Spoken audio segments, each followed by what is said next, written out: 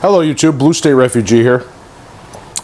Gearing up for a little IDPA match tomorrow, and decided that I was going to use Mrs. Blue State Refugee's Smith & Wesson M&P9C, and when I pulled it out of the safe it was a little bit dirty. So we're going to do a quick cleaning video to show you how we do that. Also we're going to change the backstrap out from the medium that she prefers to the large that I like. And let's get started, shall we? Okay, first off, let's drop the magazine, which I've already done. The magazine is empty. We're going to set that aside. Remember, when you clean a firearm, make sure you don't have any ammunition in the area you're cleaning. We're going to pull the slide back. We're going to look in the chamber, verify there's no brass. We're going to look away, and then we're going to look again to verify there's no brass. And at that point, we could drop the slide and pull the trigger if it was a Glock. But this is an M&P, and it's got a nice little feature where you can actually disconnect the sear by using a pin punch or the included punch in the bottom here, and bring that sear engagement forward, or sear lever rather, and then all I have to do is rotate the pistol in my hand, pull down on the takedown lever, and the slide comes completely forward. And now it breaks down like any other modern striker fired. It has the captured spring and guide rod, the barrel, and the slide. And that's, well, all we're going to do is we're going to break it down into its main components, and we're going to replace or switch out the back strap. So let's do that first before we go anywhere else.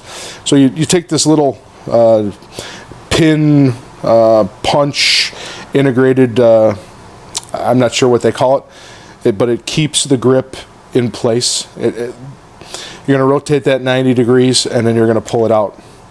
And then at that time, you've also allowed yourself to change the back straps out.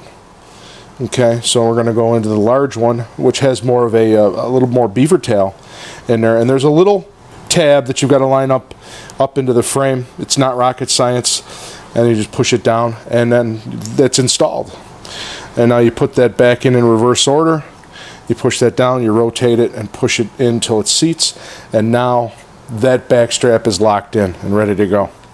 So, in terms of cleaning and lubricating, there's many products on the market. You use what you're comfortable with.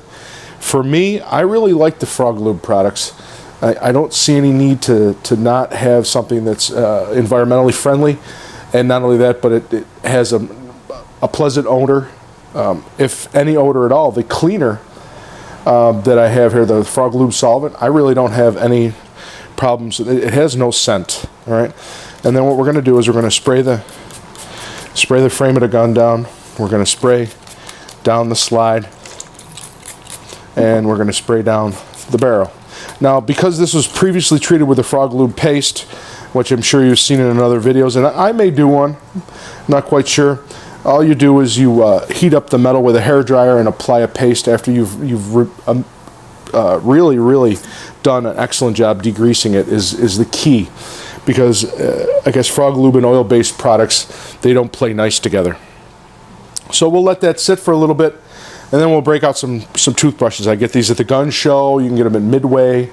You can get them just about anywhere, or you can use your old toothbrushes, because you should be replacing them every 6 months anyways. It's the foundation for proper oral hygiene. Not that you really needed to know that. So all I do is I just start using the brush to remove some of the carbon after I've let it sit up for a little while. I may go spray this down and go take the dog for a walk, or go do something else for a few minutes and let it sit. And it does a really nice job.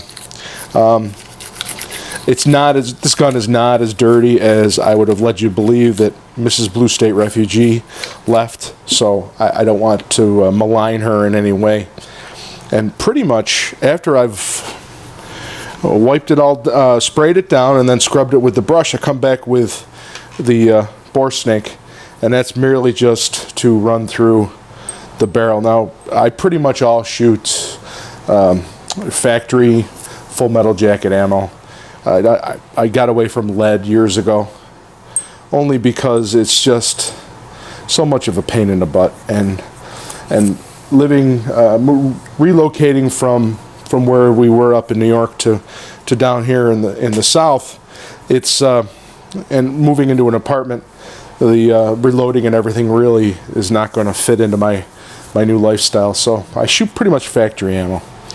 We're going to start to just wipe this down now from the frog lube solvent and the brushing, and because the frog lube was treatments, the carbon, in my opinion, seems to just fall right off.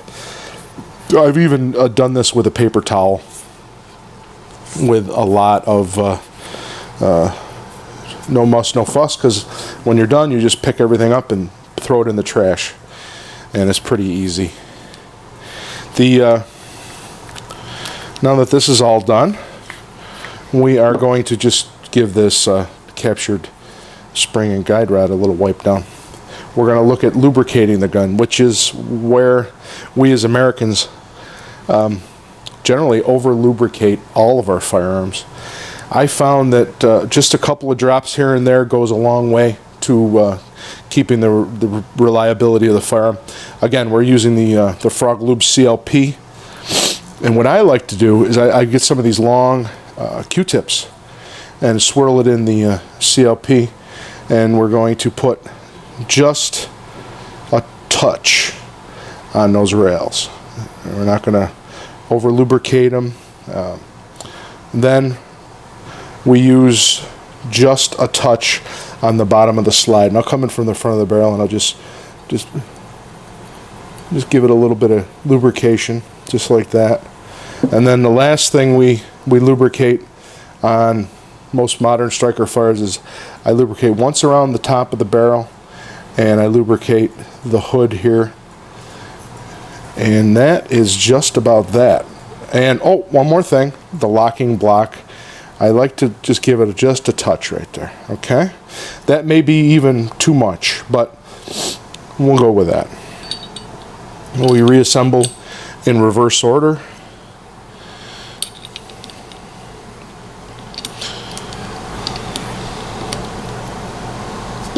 And then put the slide on, bring this locking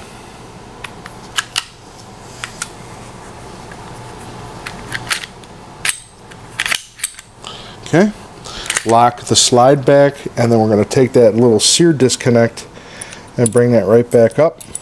Okay, and then we're going to want to cycle it just a little bit. Give it a couple little cycles. If there's a little bit of excess that comes out, and there shouldn't be, if you've lubricated it properly and not over lubricated it, you're going to find that it looks beautiful. Now you're going to take the empty magazine and insert it in the gun, because this firearm does have a magazine disconnect, and we're just going to function check it, and everything seems to be good, and that's about that. So if you found this video to be valuable, please like, share, and subscribe. You need to think free and act free in order to be free. Long live the Republic. Oh, one more thing. If you've liked us, check us out on Facebook page, Blue State Refugee, for more updates. Sometimes we'll post other things there. And thank you.